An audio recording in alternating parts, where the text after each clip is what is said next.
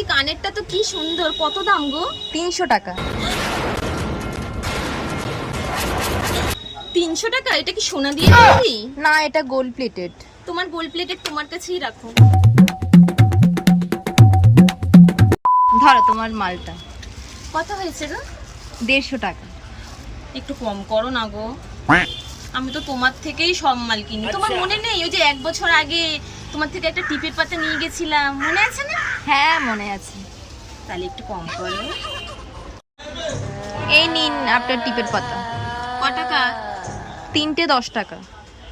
3টে 10 টাকা? অন্য দোকানে তো 10 টাকায় 10টা দিচ্ছে।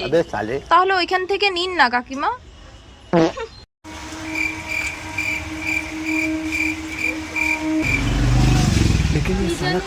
ভেবেছিলাম তোমার দোকান থেকে একটু বসবো গো। হ্যাঁ হ্যাঁ বসো। একটু পাখা চালিয়ে দেবে? হ্যাঁ। খুব গরম তো আর কি। এই তোমার বিয়ে হয়েছে? না। ও হয়নি?